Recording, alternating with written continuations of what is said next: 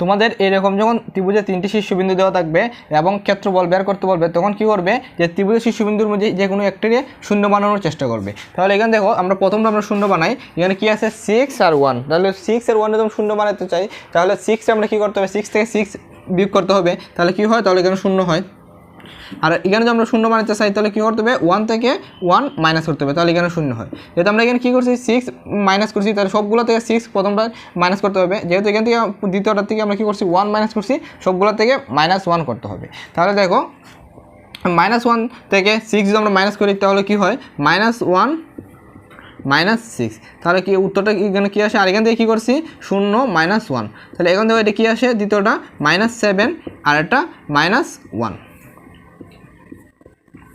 আসলে এতটুকু বুঝতে পারছো। সেম এটাও আমরা কি করব, যে 6 মাইনাস করছি, যে 1 - 6, আর এটাতে দ্বিতীয় থেকে কী করছি 1 মাইনাস করছি, তো 2 -2 -1, মানে কী হয় -5 আর -3।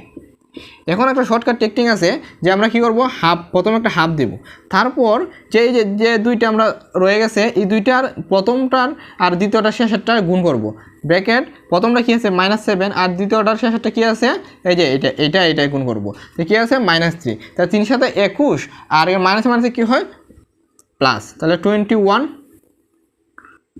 আর কী হবে চিহ্ন হবে মাইনাস। এখানে কি তারপর কি করব, প্রথমটা শেষেরটা আর দ্বিতীয়টার প্রথমটা গুণ করব। এখানে কি আছে -1 আছে আর এখানে কি আছে -5 আছে, তাহলে -1 আর -5 গুণ করলে কি হয় 5, আর মাইনাসে মাইনাসে কী হয়ে যায় প্লাস হয়ে যায়, এর জন্য তাহলে 21 থেকে 6 আমরা মাইনাস করলে কি হবে, 21 থেকে 6 মাইনাস করলে হয় 16, তাহলে 16টা আমরা কী করতে হবে, 2 দিয়ে ডিভাইড করতে হবে, 2 দিয়ে আমরা 16 ডিভাইড করি কত হয় 8, আমাদের উত্তরটা কী হবে 8 বর্গ একক।